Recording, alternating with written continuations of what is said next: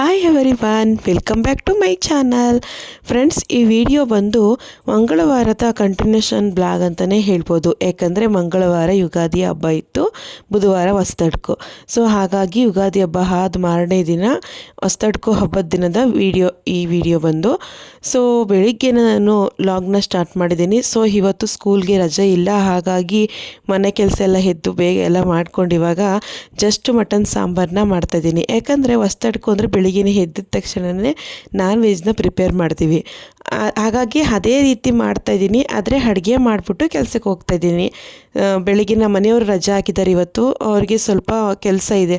ಹಾಗಾಗಿ ನಾನು ರಜೆ ಹಾಕಿಲ್ಲ, ಮಧ್ಯಾಹ್ನದವರೆಗೂ ಇದ್ದು ಬರೋಣ ಅಂತ ಹೇಳ್ಕೊಂಡು ನಾನು ರೆಡಿಯಾಗಿ ಹೊರಡ್ತಾ ಇದ್ದೀನಿ. ಅಷ್ಟರಲ್ಲಿ ಸಾಂಬಾರು ಮಾಡಿಟ್ಟೋಗೋಣ, ಬಂದು ಚಿಕನ್ ಮಾಡೋಣ ಅಂತೇಳಿ ಮಟನ್ ಸಾಂಬಾರನ್ನ ಮಾಡ್ತಾಯಿದ್ದೀನಿ. ಜಸ್ಟ್ ಒಂದು ಅರ್ಧ kg ತರಿಸಿದ್ದೀನಿ ಅಷ್ಟೇ. ನೀಟಾಗಿ ಇದನ್ನು ಒಂದು ಬೌಲ್ಗೆ ಎಣ್ಣೆ ಹಾಕಿ ಒಂದು ಅರ್ಧ ಈರುಳ್ಳಿ ಕಟ್ ಮಾಡ್ಕೊಂಡು ಫ್ರೈ ಆಗಿದ ತಕ್ಷಣವೇ ಮಟನ್ನ ಹಾಕಿ ಚೆನ್ನಾಗಿ ಹುರ್ಕೋಬೇಕು.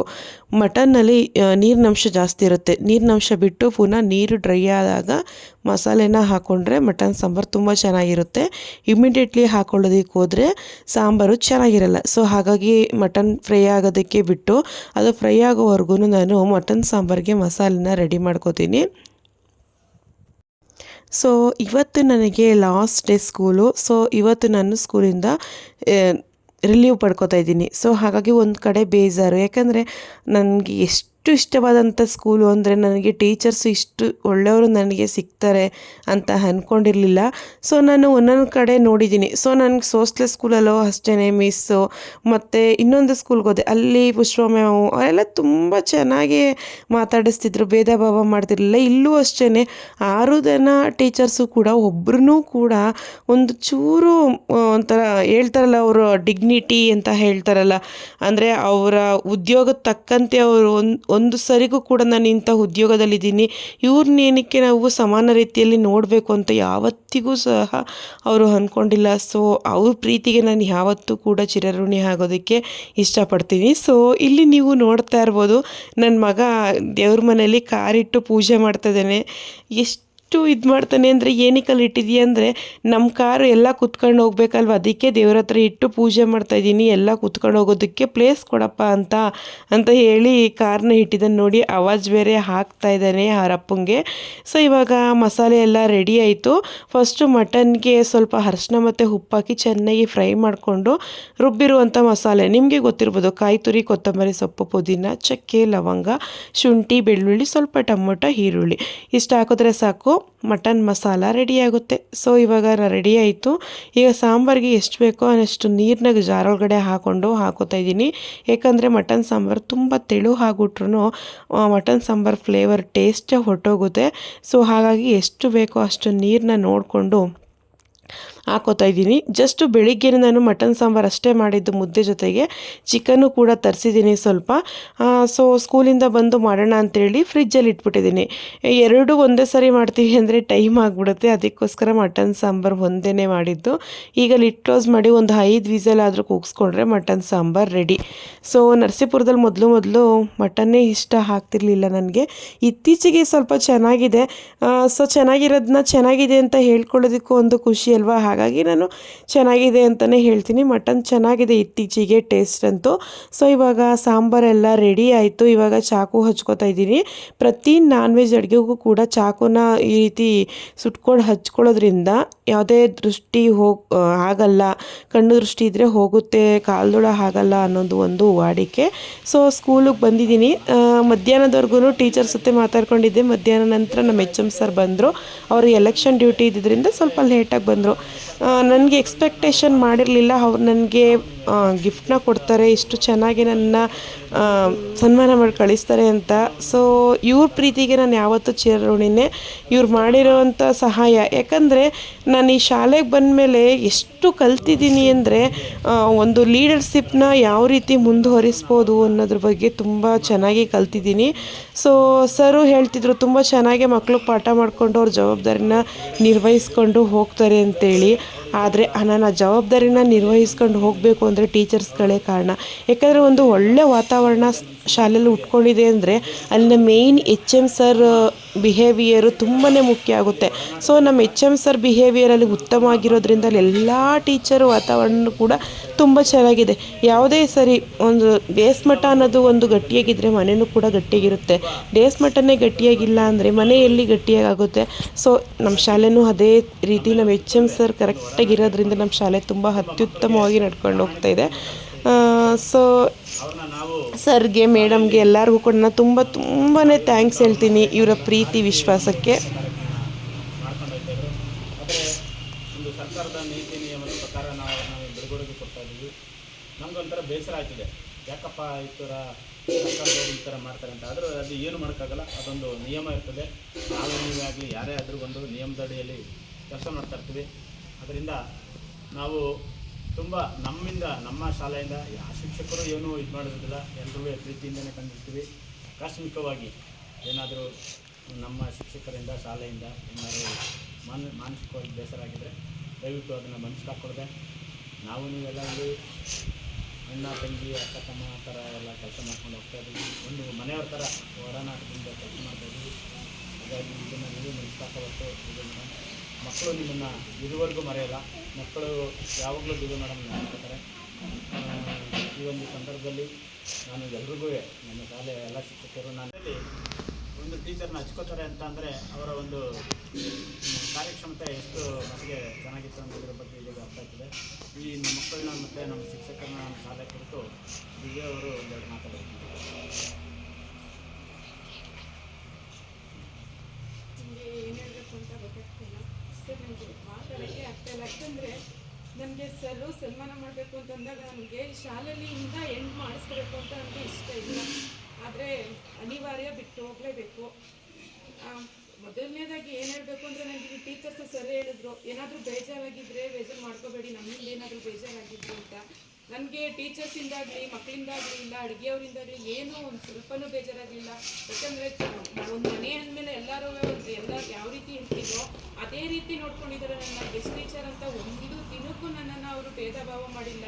ಎಲ್ಲ ಟೀಚರ್ಸ್ನ ಯಾವ ರೀತಿ ಗೌರವದಿಂದ ಕಾಣ್ತಾರೋ ಅದೇ ರೀತಿ ನನ್ನನ್ನು ಅದೇ ರೀತಿ ಕಂಡಿದ್ದಾರೆ. ಮತ್ತು ಇನ್ನೊಂದು ಏನಪ್ಪ ಅಂದರೆ ಈ ಶಾಲೆಗಳಲ್ಲಿ ನಾನು ತುಂಬಾ ಕಲ್ತಿದ್ದೀನಿ. ಎಜುಕೇಷನ್ ವಿಷಯದಲ್ಲಾಗಲಿ ಮುಂದೆ ನಾನು ಎಜುಕೇಷನಲ್ಲಿ ಯಾವ ರೀತಿ ಮುಂದುವರಿಬೋದು ಅನ್ನೋದನ್ನ ಈ ಟೀಚರ್ಸ್ ನೋಡಿ ನಾನು ಕಲಿಬೋದು. ಮತ್ತು ಬೇರೆಯವ್ರನ್ನ ಯಾವ ಸಮಾನ ರೀತಿಯಲ್ಲಿ ನೋಡಬೇಕು ಅನ್ನೋದನ್ನು ಮೇಯ್ನಾಗಿ ಟೀಚರ್ಸ್ ನೋಡಿ ನಾನು ಕಲಿಬೋದು. ತುಂಬಾ ಕಲ್ತಿದ್ದೀನಿ. ಈಗ ನಾನು ಯಾವಾಗಲೂ ಅಷ್ಟೇ ಶಾಲೆಗೆ ನಾನು ಚಿರಋಣಿ ಆಗೋದಕ್ಕೆ ಇಷ್ಟಪಡ್ತೀನಿ. ಮತ್ತು ಎಲ್ಲ ಟೀಚರ್ಸ್ನ ಮತ್ತು ನಮ್ಮ ಮಕ್ಕಳನ್ನ ತುಂಬಾ ಮಿಸ್ ಮಾಡ್ಕೋತೀನಿ. ಮತ್ತು ಈ ಶಾಲೆಗೆ ಬರ್ತೀನಿ ಸರ್, ಅಂದರೆ ವರ್ಕ್ ಮಾಡೋಕ್ಕೆ ಬಂದಿಲ್ಲ ಅಂದ್ರೂ ನಾನು ಆಗಾಗ ಈ ಶಾಲೆಗೆ ಬಂದು ಹೋಗ್ತಾ ಇರ್ತೀನಿ. ಇಷ್ಟೇ ನನ್ನ ಕೈಲಿ ಹೇಳೋಕ್ಕಾಗೋದು, ಇನ್ನು ಮುಂದೆ ಏನೂ ಹೇಳೋಕ್ಕಾಗಲ್ಲ. ಸೊ ನನಗೆ ಸರ್ ಮಾತಾಡೋದಕ್ಕೆ ತುಂಬಾ ವಿಷಯ ಇತ್ತು. ಆದರೆ ನನಗೆ ತುಂಬ ದುಃಖ ಆಗಿಬಿಡ್ತು, ಇವತ್ತು ನನಗೆ ಈ ಶಾಲೆಯಿಂದ ಎಂಡ್ ಆಗ್ತಾ ಇದೆಯಲ್ಲ ಅಂತ.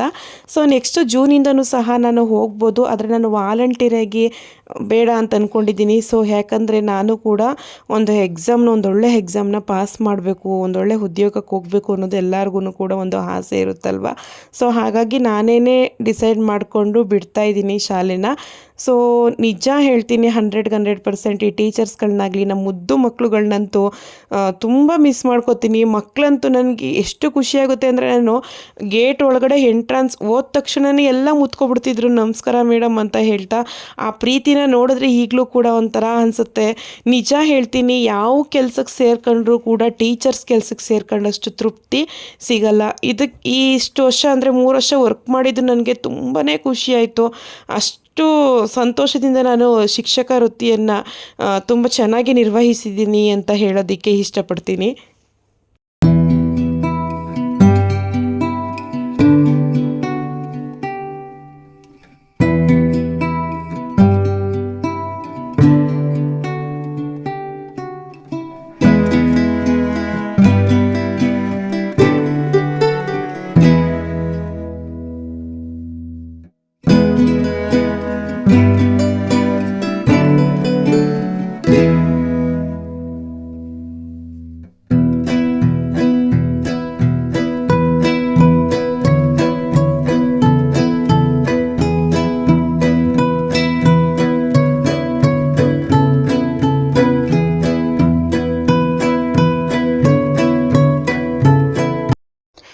ಕಾರ್ಯಕ್ರಮ ಎಲ್ಲ ಮುಗಿದ ಮೇಲೆ ಇವತ್ತು ಲಾಸ್ಟ್ ಡೇ ಆಗಿರೋದ್ರಿಂದ ಮಕ್ಕಳಿಗೆಲ್ಲ ನಮ್ಮ ಮ್ಯಾಮ್ ಒಬ್ಬರು ಗುಲಾಬ್ ಜಾಮೂನ್ ಮಾಡಿದರು. ಟೀಚರ್ಸ್ ಅಷ್ಟೇ ಅಲ್ಲ ಮಕ್ಳಿಗೂ ಕೂಡ ಮಾಡಿಸಿದ್ರು. ಲಾಸ್ಟಲ್ಲಿ ನಮ್ಮ ಅಡುಗೆ ಆಂಟಿ ಎಲ್ಲರಿಗೂ ಕೂಡ ಹಾಕ್ಕೊಡ್ತಾ ಇದ್ದಾರೆ. ಸೊ ಅಡುಗೆ ಆಂಟಿಯವ್ರ ಬಗ್ಗೆನೂ ಕೂಡ ನಾನು ಹೇಳಲೇಬೇಕು. ಅವರು ಎಷ್ಟು ಚೆನ್ನಾಗಿ ಅಂದರೆ ಅಡುಗೆ ಮಾಡೋದು ಒಂದು ವಿಧಾನ, ಒಂದು ಕಲೆ ಅಂತ ಹೇಳ್ತಾರೆ. ಮತ್ತು ಅಡುಗೆನ ಪ್ರೀತಿಯಿಂದ ಬಡಿಸೋದು ಕೂಡ, ಅವರು ಮಜ್ಜಿಗೆ ಅನ್ನನೇ ಬಡಿಸ್ಲಿ ಮನಸ್ಫೂರ್ತಿಯಾಗಿ ಪ್ರೀತಿಯಿಂದ ಬಡಿಸ್ತಾರಲ್ಲ, ಅದಕ್ಕಿಂತ ಇನ್ಯಾವುದು ಬೇಡ. ಅವ್ರು ಅಮೃತನೇ ಮಾಡಿ ಮುಖ ಎತ್ಕೊಂಡು ಬಡಿಸೋದ್ರಿಂದ ಅದು ತಿಂದ್ರೂ ತಿನ್ನಂಗಲ್ಲ. ಸೊ ಇವರು ಯಾರೇ ಬರಲಿ ಶಾಲೆಗೆ ನಗ್ನಗ್ತಾ ಎಲ್ಲರಿಗೂ ಕೂಡ ಊಟ ಬಡಿಸೋದು, ಮಾತಾಡ್ಸೋದು. ಸೊ ಇವ್ರ ಬಿಹೇವಿಯರ್ ಅಂತೂ ನನಗೆ ತುಂಬಾ ಇಷ್ಟ ಆಯಿತು. ಬಂದ ದಿನವೇ ನಂಗೆ ತುಂಬ ಇಷ್ಟ ಆಯಿತು. ಬಂದ ತಕ್ಷಣವೇ ಏನೋ ತುಂಬ ಪರಿಚಯ ಇದ್ದಾರೇನೋ ಅನ್ನೋ ರೀತಿ ಬಂದ್ಬಿಟ್ಟು, ಬನ್ನಿ ಮೇಡಮ್ ಕೂತ್ಕೊಳ್ಳಿ, ನೀರು ಬೇಕಾ ಅಂತೆಲ್ಲ ಕೇಳಿ ತುಂಬ ಚೆನ್ನಾಗಿ ಬಡಿಸಿದ್ರು. ಸೊ ಅದೇ ತಾನೇ ಮೇಯ್ನು ಬೇಕಾಗಿರೋದು ಇವತ್ತಿನ ಕಾಲದಲ್ಲಿ. ಹಣ ಕಾಸು ಅದೆಲ್ಲ ಮೇಯ್ನ್ ಬೇಕಾಗಿರೋದು. ಬಾಯಿ ತುಂಬ ಒಂದು ಒಳ್ಳೆ ಮಾತು, ಅದೇ ತಾನೇ ಮುಖ್ಯವಾಗಿ ಬೇಕಾಗಿರೋದು. ಸೊ ಅದಕ್ಕೋಸ್ಕರ ನನಗೆ ತುಂಬಾ ಇಷ್ಟ ಆಯಿತು ಈ ಶಾಲೆ ಅಂತಲೇ ಹೇಳ್ಬೋದು. ಅದರಲ್ಲೂ ಐ ಲವ್ ಮೈ ಚಿಲ್ಡ್ರನ್ಸ್ ಅಂತಲೇ ಹೇಳ್ಬೋದು. ಸೊ ಮಕ್ಕಳು ಅಷ್ಟೇ ನನಗೆ ತುಂಬ ಪ್ರೀತಿನ ತೋರಿಸಿದ್ದಾರೆ ನನಗೆ. ಸೊ ತುಂಬ ಖುಷಿಯಾಗುತ್ತೆ. ಸೊ ಇವಾಗ ಮನೆಗೆ ಬಂದ್ವಿ. ನಮ್ಮ ಲಡ್ಡು ನೋಡಿ ನಮ್ಮ ಮೈದ್ನ ಫೋಟೋ ನೋಡಿಕೊಂಡು ನಾನು ಅಂತ ನಾಗ್ಯಪ್ಪ ಅಲ್ವಾ? ನಾಗ್ಯಪ್ಪ ಅಲ್ವಾ ಚಿನ್ನಮ್ಮ ಅದು? ತೋರ್ಸಲಿ. ಇದು ಯಾವಾಗ ತೆಗಿಸ್ಕೊಂಡಿದ್ದೆ ನೀನು? ಇದನ್ನ ಯಾವಾಗ ತೆಗಿಸ್ಕೊಂಡಿದ್ದೆ? ಇದನ್ನ ನಾಗಿಯಪ್ಪ ನಾನು ಅಂತ ಕಳಿಸಿದ್ದು, ನಾಗಿಯಪ್ಪನ ಫೋಟೋ. ಮಕ್ಕಳೇ ಅಷ್ಟಲ್ವಾ, ದೊಡ್ಡವರಾಗಿರೋ ಫೋಟೋನ ಇದು ಅವರು ಇವರು ಅಂತ ತೋರಿಸಿದ್ರೆ ಒಪ್ಪಲ್ಲ. ಅದು ಚಿಕ್ಕ ಮಗು ಫೋಟೋ ನಮ್ಮ ಮೈದ್ನಂದು ಬಂದು. ಸೊ ಒಪ್ತಾ ಇಲ್ಲ, ಸ್ವಲ್ಪ ಇವನ್ ಥರ ಐತೆ ಫೋಟೋ. ಹಾಗಾಗಿ ನಾನು ನಾಗಿಯಪ್ಪ ಅಲ್ಲ ಅಂತ ವಾದ ಮಾಡ್ತಾಯಿದ್ದೆ. ಒಂದಷ್ಟೊತ್ತು ತುಂಬ ನಗು ಬಂತು ನಮಗೆ. ಯಾಕಂದರೆ ಎಷ್ಟು ವಾದ ಮಾಡ್ತಾನೆ ಅಂದರೆ ನಾನೇ ಅಂತ ವಾದ ಮಾಡ್ತಿದ್ದ. ಸೊ ಅಷ್ಟರಲ್ಲಿ 6 ಕಾಲಾಗಿತ್ತು. ಇವತ್ತು ಹೊಸ್ದಡ್ಕು ಆಗಿರೋದ್ರಿಂದ ಚಂದ್ರನ ನೋಡಿ ನಮಸ್ಕಾರ ಮಾಡುವಂಥದ್ದು ಒಂದು ವಾಡಿಕೆ. ಸೊ ನಾನು ಈ ವಿಡಿಯೋದಲ್ಲಿ ತೋರಿಸಿದೆ. ಸಣ್ಣಕ್ಕೆ ಅರ್ಧ ಚಂದ್ರಾಕೃತಿಯಲ್ಲಿ ಬಂದೆ ನೋಡಿ. ಚಂದ್ರನ ನೋಡಿ ನಾವು ನಮಸ್ಕಾರ ಮಾಡಿದ್ವಿ. ನೋಡಿ ನಮ್ಮ ಲಕ್ಷಿತ್ತು ಕಾಣಿಸ್ತಾ ಇತ್ತೋ ಇಲ್ವೋ ಗೊತ್ತಿಲ್ಲ. ಸೊ ಅಲ್ಲಿದೆ ನೋಡಿ ಅಂತ ತೋರಿಸ್ತಿದ್ದ. ನನಗೆ ಮೊದಲು ಕಾಣಿಸ್ತಿರ್ಲಿಲ್ಲ. ಆಮೇಲೆ ಒಯ್ಯರ್ ಮೇಲೆ ಇದೆ ಅಂದಮೇಲೆ ಅಬ್ಸರ್ವ್ ಮಾಡಿ ನೋಡಿದ್ಮೇಲೆ ಗೊತ್ತಾಯಿತು. ನೀವಿಲ್ಲಿ ನೋಡ್ತಾ ಇರ್ಬೋದು, ಆಕಾಶದಲ್ಲಿ ಅರ್ಧ ಚಂದ್ರಾಕೃತಿಯಲ್ಲಿ ಚಂದ್ರ ಕಾಣಿಸ್ತಾ ಇದ್ದಾನೆ. ಸೊ ನಮ್ಮ ಮನೆಯವರು ಕೂಡ ಕೈ ಹಿಡಿದು ತೋರಿಸ್ತಾ ಇದ್ದಾರೆ. ಇವನು ಸುಳ್ಳು ಹೇಳ್ತಾ ಇರ್ಬೋದೇನೋ, ನೋಡಕ್ಕಂದ ಅಂತೇಳಿ. ಓ ಹೌದು ಅಪ್ಪ, ನಾನು ನೋಡಿದೆ, ಅಲ್ಲಿದೆ ನೋಡು ಅಂತ ಹೇಳ್ತಾ ಇದ್ದ. ಸೊ ನಾವು ನಂಬ್ಕೋಬೇಕು, ಓ ನೋಡಿದ್ದಾನೆ ಲಡ್ಡು ಅಂತ. ನಾವು ಚಂದ್ರನೆಲ್ಲ ನೋಡಿಕೊಂಡು ಕಾಫಿ ಮಾಡ್ಕೊಂಡು ಕುಡಿದ್ವಿ ಫಸ್ಟು. ನಂತರ ಇವಾಗ ಚಿಕನ್ ಫ್ರಿಜ್ಜಲ್ಲಿ ಹಾಗೆ ಇಟ್ಟೋಗಿದೆ, ಸಂಜೆ ಬಂದು ಮಾಡೋಣ ಅಂತೇಳಿ. ಸೊ ಹಾಗಾಗಿ ಈಗ ಮಾಡ್ತಾಯಿದ್ದೀನಿ. ಜಸ್ಟ್ ಚಿಕನ್ ಗ್ರೇವಿ ಮತ್ತು ಗ್ರೀನ್ ಕಬಾಬ್ ಮಾಡೋಣ. ಗ್ರೀನ್ ಕಬಾಬು ನಾನು ಒಂದು ಸರಿನೂ ಮಾಡಿರಲಿಲ್ಲ. ಸೊ ಇವತ್ತು ನಾನು ಟ್ರೈ ಮಾಡಿದೆ. ಎಷ್ಟು ಚೆನ್ನಾಗಿ ಬಂತು ಅಂದರೆ ಸಖತ್ತಾಗಿತ್ತು. ಒಂದು ಸರಿ ನಾನು ಯೂಟ್ಯೂಬ್ ಚಾನಲಲ್ಲಿ ನೋಡಿದೆ, ಬೇರೆಯವ್ರ ಯೂಟ್ಯೂಬ್ ಚಾನಲಲ್ಲಿ ಗ್ರೀನ್ ಕಬಾಬ್ ಹೇಗೆ ಮಾಡೋದು ಅಂತ. ಬಟ್ಟು ಐಡಿಯಾ ಅಂತೂ ಸಿಕ್ತು. ಅವರು ಹಾಕಿದಂಥ ಮೇಯ್ನ್ ಇಂಗ್ರೀಡಿಯೆಂಟ್ಸ್ನೆಲ್ಲ ಮೈನಸ್ ಮಾಡಿ ಬೇರೆ ಇಂಗ್ರೀಡಿಯೆಂಟ್ಸ್ನ ಸೇರಿಸ್ಕೊಂಡೆ. ಸ್ವಲ್ಪ ವೆರೈಟಿ ಇರಲಿ, ಅದನ್ನೇ ಕಾಪಿ ಮಾಡೋದು ಬೇಡ ಅಂತೇಳಿ. ಸೊ ಇವಾಗ ಗ್ರೇವಿಗೆ ರೆಡಿ ಮಾಡ್ತಾಯಿದ್ದೀನಿ. ಚಿಕನ್ ಗ್ರೇವಿಗೂ ಅಷ್ಟೇ ಕಾಯಿ ತುರಿ ಏನೂ ಹಾಕ್ತಾಯಿಲ್ಲ. ಜಸ್ಟು ಈರುಳ್ಳಿ, ಟೊಮೊಟೊ, ಕೊತ್ತಂಬರಿ ಸೊಪ್ಪು, ಪುದೀನ, ಚಕ್ಕೆ, ಲವಂಗ, ಮೆಣಸು, ಟೊಮೊಟೊ ಮತ್ತು ಶುಂಠಿ, ಬೆಳ್ಳುಳ್ಳಿ ಇಷ್ಟು ಹಾಕ್ಕೊಂಡು ಚೆನ್ನಾಗಿ ಗ್ರೈಂಡ್ ಮಾಡ್ಕೊಂಡು ಬರಬೇಕು. ಸೊ ನಾಳೆಗೆ ನಾನು ಇರಲ್ಲ, ನಾನು ಟ್ರಿಪ್ ಹೋಗ್ತಾಯಿದ್ದೀನಿ, ಕೋಲಾರ ಟ್ರಿಪ್ಪು. ಹಾಗಾಗಿ ನಾನು ಸ್ವಲ್ಪನೇ ಗ್ರೇವಿ ಮಾಡೋಣ. ಇವರೊಬ್ಬರೇ ಅಲ್ವಾ, ಉಳ್ಕೊಬಿಟ್ರೂ ನಮ್ಮ ಮನೆಯವ್ರು ತಿನ್ನೋಕೆ ಹೋಗಲ್ಲ. ಅಯ್ಯೋ ಮಗ್ಚಿಟ್ಟೋಡ್ದಂಗೆ ಹೊಡೆಯುತ್ತೆ, ತಿನ್ನೋಕ್ಕಾಗಲ್ಲ ಜಾಸ್ತಿ ಟೈಮ್ ಅಂತೇಳಿ ಅವರು ತಿನ್ನಲ್ಲ, ಹೊರಗಡೆ ಹಾಕ್ಬಿಡ್ತಾರೆ. ಹಾಗಾಗಿ ನಾನು ಸ್ವಲ್ಪನೇ ಗ್ರೇವಿ ಮಾಡೋಣ, ಉಳಿಸೋದು ಬೇಡ ಅಂತೇಳಿ ಸ್ವಲ್ಪನೇ ಗ್ರೇವಿಗೆ ರೆಡಿ ಮಾಡಿಕೊಂಡೆ. ನೆಕ್ಸ್ಟು ಇಲ್ಲಿ ನಾನು ಕಬಾಬ್ಗೂ ಕೂಡ ರೆಡಿ ಮಾಡ್ಕೊತಾ ಇದ್ದೀನಿ. ಇದಕ್ಕೂ ಅಷ್ಟೇ ಒಂದು 4ರಿಂದ 5 ಲವಂಗ, ಅರ್ಧ ಇಂಚಷ್ಟು ಚಕ್ಕೆ ಮತ್ತು ಹಸಿಮೆಣ್ಸಿಕಾಯಿ ಖಾರಕ್ಕೆ, ಸ್ವಲ್ಪ ಬೆಳ್ಳುಳ್ಳಿ, ಅರ್ಧ ಇಂಚಷ್ಟು ಶುಂಠಿ ಮತ್ತು ಕೊತ್ತಂಬರಿ ಸೊಪ್ಪು, ಪುದೀನ ಸ್ವಲ್ಪ ಜಾಸ್ತಿ ಹಾಕೊಳ್ಳಿ. ಯಾಕಂದರೆ ಗ್ರೀನ್ ಕಬಾಬ್ ಮಾಡ್ತಾ ಇರೋದ್ರಿಂದ ಗ್ರೀನಾಗಿಲ್ಲ ಅಂದರೆ ಎಷ್ಟು ಚೆಂದ ಅಲ್ವಾ. ಹಾಗಾಗಿ ನಾನು ಕೊತ್ತಂಬರಿ ಸೊಪ್ಪು ಮತ್ತು ಪುದೀನನ ಹಾಕ್ಕೊಂಡು ಚೆನ್ನಾಗಿ ಗ್ರೈಂಡ್ ಮಾಡ್ಕೊಂಡು ಬಂದೆ. ಈಗ ಕಬಾಬ್ಗೆ ಮಿಕ್ಸ್ ಮಾಡ್ಕೊಳ್ಳೋಣ. ಒಂದು 4ರಿಂದ 5 ಸ್ಪೂನು ಕಾರ್ನ್ಫ್ಲೋರು ಮತ್ತು 4ರಿಂದ 5 ಸ್ಪೂನು ಮೈದಾ. ಇದಕ್ಕೆ ಕಡಲೆ ಹಿಟ್ಟಾಗಲಿ ಅಕ್ಕಿ ಹಿಟ್ಟಾಗಲಿ ಏನೂ ಕೂಡ ಮಿಕ್ಸ್ ಮಾಡಿಲ್ಲ. ಒಬ್ಬೊಬ್ಬರು ಗ್ರೀನ್ ಕಬಾಬ್ಗೆ ಎಲ್ಲನೂ ಕೂಡ ಮಿಕ್ಸ್ ಮಾಡ್ತಾರೆ, ಆದರೆ ನಾನು ಇಷ್ಟೇ ಮಿಕ್ಸ್ ಮಾಡ್ತಾ ಇರೋದು ರುಬ್ಕೊಂಡಿರುವಂಥ ಗ್ರೀನ್ ಮಸಾಲೆನ ಹಾಕೋತಾ ಇದ್ದೀನಿ ಒಂದು ಬೌಲ್ ಒಳಗಡೆಗೆ. ನಂತರ ಇದಕ್ಕೆ ಸ್ವಲ್ಪನೇ ಉಪ್ಪು ಹಾಕಿ, ರುಚಿಗೆ ತಕ್ಕಷ್ಟು ಸ್ವಲ್ಪ ಉಪ್ಪು ಹಾಕ್ಕೊಳ್ಳಿ. ಅದಕ್ಕಿಂತ ಮೊದಲು ಒಂದೇ ಒಂದು ಮೊಟ್ಟೆ ಹಾಕೋತಾ ಇದ್ದೀನಿ. ಸೊ ನೆನಪಿರಲಿ ಫ್ರೆಂಡ್, ಕಬಾಬ್ಗೆ ಕಲಿಸ್ಬೇಕಾದ್ರೆ ನೀರನ್ನು ಆ್ಯಡ್ ಮಾಡಬೇಡಿ. ಮೊಟ್ಟೆಲೇ ನೀರಿನಂಶ ಇರೋದ್ರಿಂದ ಅಷ್ಟೇ ಸಾಕು ಕಬಾಬ್ಗೆ. ಸೊ ತುಂಬಾ ಚೆನ್ನಾಗಿ ಬರುತ್ತೆ. ನೀವೇ ನೋಡ್ತಾ ಇರಿ, ನಾನು ಒಂದು ಡ್ರಾಪು ನೀರು ಹಾಕಲ್ಲ. ರುಚಿಗೆ ತಕ್ಕಷ್ಟು ಉಪ್ಪು ಹಾಕೋತೀನಿ. ಜಾಸ್ತಿ ಉಪ್ಪು ಹಾಕೋದಕ್ಕಾಗಬೇಡಿ, ಯಾಕಂದರೆ ಸಪ್ಪೆ ಆದರೆ ಇನ್ನೊಂದು ಸ್ವಲ್ಪ ಉಪ್ಪು ಹಾಕೋಬೋದು. ಅದೇ ಉಪ್ಪು ಹಾಕ್ಬಿಟ್ರೆ ಎಷ್ಟೇ ನಮ್ಮ ಶ್ರಮ ವಹಿಸಿ ಮಾಡಿದರೂ ಕೂಡ ಅಡುಗೆ ವೇಸ್ಟೇ ಅದು. ಹಾಗಾಗಿ ನೋಡಿಕೊಂಡು ಸ್ವಲ್ಪ ಉಪ್ಪಾಕಿ ಈಗ ನೀಟಾಗಿ ಸ್ಪೂನಲ್ಲಿ ಮಿಕ್ಸ್ ಮಾಡ್ಕೊಳ್ಳಿ. ಸೊ ನೀವು ಇಲ್ಲಿ ನೋಡ್ತಾ ಇರ್ಬೋದು, ಇನ್ನೊಂದು ಸ್ವಲ್ಪ ನೀರು ಹಾಕೋಬೇಕೇನೋ ಅಂತ ಅನಿಸುತ್ತೆ.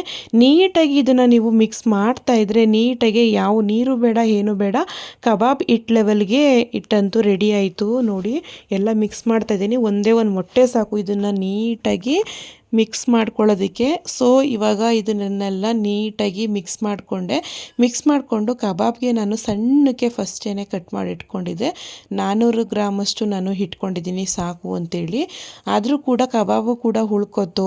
ಯಾಕಂದರೆ ಬೆಳಿಗ್ಗೆಯಿಂದ ಪಾಪ ನಮ್ಮ ಮನೆಯವರು ಮಧ್ಯಾಹ್ನನೂ ಕೂಡ ಮಟನೇ ತಿಂದಿದ್ದರಿಂದ ಸಂಜೆ ಸ್ವಲ್ಪನೇ ಊಟ ಮಾಡಿದ್ರು. ಹಾಗಾಗಿ ಕಬಾಬ್ ಪೀಸಸ್ ಎಲ್ಲ ಉಳೀತು.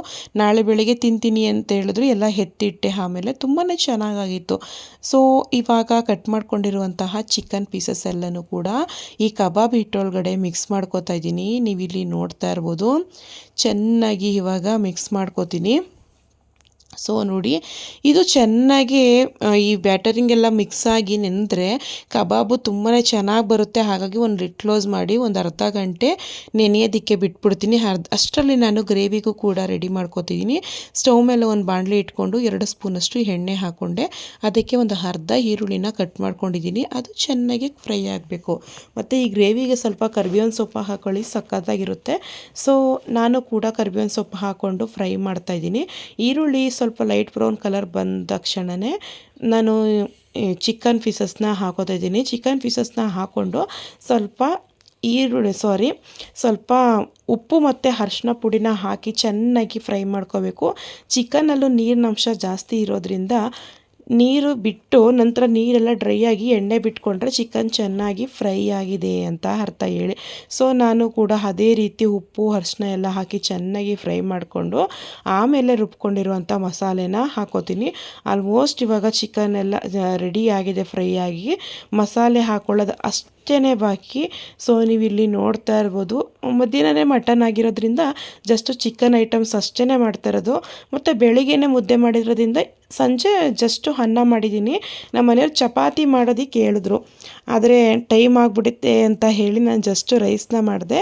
ಈಗ ರುಬ್ಕೊಂಡಿರುವಂಥ ಮಸಾಲೆನೂ ಕೂಡ ಹಾಕ್ಕೊಂಡಿದ್ದೀನಿ, ಯಾಕಂದರೆ ಬೆಳಿಗ್ಗೆ 3 ಗಂಟೆ ಬಸ್ಗೆ ಹೋಗಬೇಕು.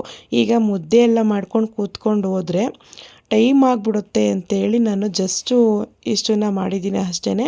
ಸೊ ನೆಕ್ಸ್ಟ್ ವೀಡಿಯೋದಿಂದ ಬರೀ ನಮ್ಮೂರಲ್ಲಿ ಯಾವ ರೀತಿ ಹಬ್ಬ ಮಾಡಿದ್ವಿ, ಕೋಲಾರ ಟ್ರಿಪ್ಗೆ ಹೋಗಿದಾಗ ಯಾವ್ಯಾವ ಪ್ಲೇಸ್ಗೆ ಹೋಗಿದ್ವಿ ಅನ್ನೋ ವೀಡಿಯೋ ಮಾತ್ರ ತೋರಿಸ್ತೀನಿ. ದಯವಿಟ್ಟು ಫ್ರೀ ಮಾಡಿಕೊಂಡು ವಾಚ್ ಮಾಡಿ ಅಂತ ಕೇಳ್ಕೊತೀನಿ. ನಂತರ ಇವಾಗ ಎಣ್ಣೆ ಕಾಯೋದಕ್ಕೆ ಇಟ್ಕೊಂಡಿದ್ದೆ, ಕಬಾಬ್ನು ಕೂಡ ಹಾಕೋತಾ ಇದ್ದೀನಿ. ಸೊ ಗ್ರೀನ್ ಕಬಾಬು ಇಷ್ಟು ಚೆನ್ನಾಗಿ ಬರುತ್ತೆ ಅಂತ ನಾನು ಅಂದ್ಕೊಂಡಿರಲಿಲ್ಲ. ಎಷ್ಟು ಚೆನ್ನಾಗಿ ಬಂತು ಅಂದರೆ ಕಬಾಬ್ ಅಂತೂ ಈಗ ಹೇಳ್ತಾರಲ್ಲ ನೋಡಿ, ಬೆಳ್ಳುಳ್ಳಿ ಕಬಾಬ್ ಒನ್ ಮೋರ್ ಚಟಾಪಟ್ ಅಂತ ತಿನ್ನಬೇಕು ಅಂತ ಹೇಳ್ತಾರಲ್ಲ, ಆ ರೀತಿಯೇ ಆಯಿತು. ಸೊ ನನಗಂತೂ ತುಂಬಾ ಖುಷಿ ಆಯಿತು. ಸ್ವಲ್ಪ ಕಲರ್ ಚೇಂಜ್ ಆಗಿದೆ, ಯಾಕಂದರೆ ಇದನ್ನು ಚೆನ್ನಾಗಿ ಫ್ರೈ ಮಾಡಿದ್ದೀನಿ. ಯಾಕಂದರೆ ಚಿಕನ್ನು ಒಳಗಡೆ ಹಸಿ ಥರ ಇದ್ದರೆ ತಿನ್ನೋದಕ್ಕೆ ಚೆನ್ನಾಗಿರಲ್ಲ ಅಲ್ವಾ, ಹಾಗಾಗಿ ನಾನು ಸ್ವಲ್ಪ ಜಾಸ್ತಿನೇ ಬೇಯಿಸಿದ್ದೀನಿ. ಸೊ ಫ್ರೆಂಡ್ಸ್, ನಮ್ಮ ಮನೆಯ ಹೊಸದಡ್ಕು ಹಬ್ಬ ಇದಾಗಿತ್ತು. ಸೊ ಇವತ್ತು ಸ್ವಲ್ಪ ಬೇಜಾರು, ಸ್ವಲ್ಪ ಖುಷಿಯಾಗಿದೆ. ಯಾಕಂದರೆ ಇವತ್ತು ಹೊಸದಡ್ಕು ಹಬ್ಬ ಮತ್ತು ಇವತ್ತು ನನ್ನ ಪ್ರೀತಿಯ ಟೀಚರ್ಸು ಮಕ್ಕಳನ್ನೆಲ್ಲ ಇವತ್ತು ಅಂದರೆ ಹೋಗ್ತೀನಿ ಸ್ಕೂಲ್ಗೆ, ಆದರೂ ಕೂಡ ಒಂಥರ ಸ್ಕೂಲ್ಗೆ ಇವತ್ತು ನಾನು ಹಿಂಡಲ್ಲ ಅಂತ ಹೇಳಿ ಒಂದು ಬೇಜಾರಾಯಿತು ಅಷ್ಟೇ. ಲಾಸ್ಟಲ್ಲಿ ಕಾದಿರೋಂಥ ಎಣ್ಣೆಗೆ ಕರಿಬೇವಿನ ಸೊಪ್ಪನ್ನು ಕೂಡ ಫ್ರೈ ಮಾಡಿಕೊಂಡು ಹಾಕೋತೀನಿ. ಸೊ ತುಂಬಾ ಚೆನ್ನಾಗಾಗಿತ್ತು ಅಂತಲೇ ಹೇಳ್ತೀನಿ. ಸೊ ನೀವಿಲ್ಲಿ ನೋಡ್ತಾ ಇರ್ಬೋದು, ಅನ್ನ, ಮಟನ್ ಸಾಂಬಾರು, ಚಿಕನ್ ಗ್ರೇವಿ ಮತ್ತು ಗ್ರೀನ್ ಮಸಾಲ ಅಂದರೆ ಗ್ರೀನ್ ಕಬಾಬು, ಜೊತೆಗೆ ಸೌತೆಕಾಯಿ, ಜೊತೆಗೆ ಕಲ್ಲಂಗಡಿ ಹಣ್ಣು ಜ್ಯೂಸು. ಸೊ ಪರ್ಫೆಕ್ಟ್ ಊಟ ಅಲ್ವಾ? ಸೊ ಫ್ರೆಂಡ್ಸ್, ನನ್ನ ಈ ದಿನದ ಲಾಗು ಇದಾಗಿತ್ತು. ನಿಮಗೆ ಇಷ್ಟ ಆಗಿದೆ ಅಂತ ತಿಳ್ಕೊತೀನಿ. ಇಷ್ಟ ಆಗಿದ್ದರೆ ದಯವಿಟ್ಟು ಹೇಗಿತ್ತು ಅಂತ ಕಾಮೆಂಟ್ ಮಾಡಿ, ನಿಮ್ಮ ಫ್ರೆಂಡ್ಸ್ಗಳ ಜೊತೆಗೆ ಶೇರ್ ಮಾಡಿ, ಲೈಕ್ ಮಾಡಿ. ಸೊ ಫ್ರೆಂಡ್ಸ್, ನೆಕ್ಸ್ಟ್ ವೀಡಿಯೋದಲ್ಲಿ ಏನಿದ್ರು ನಮ್ಮೂರಲ್ಲಿ ಹಬ್ಬ ಹೇಗಾಯಿತು ಅನ್ನೋದು ವೀಡಿಯೋ ಮತ್ತು ನನ್ನ ಟ್ರಿಪ್ಪಿನ ವೀಡಿಯೋಗಳನ್ನ ಅಪ್ಲೋಡ್ ಮಾಡ್ತೀನಿ. ದಯವಿಟ್ಟು ಫ್ರೀ ಮಾಡಿಕೊಂಡು ವಾಚ್ ಮಾಡಿ ಅಂತ ಕೇಳ್ಕೊತೀನಿ. ಜೊತೆಗೆ ಪೂರಿ ಇಲ್ಲ ಮುದ್ದೆ ಇದ್ದಿದ್ರಂತೂ ಸಖತ್ತಾಗಿರ್ತಿತ್ತಲ್ವ ಫ್ರೆಂಡ್ಸ್. ಓಕೆ ಫ್ರೆಂಡ್ಸ್, ನಾನಿವಾಗ ವಿಡಿಯೋವನ್ನು ಎಂಡ್ ಮಾಡ್ತೀನಿ. Okay friends, thank you for watching. Bye.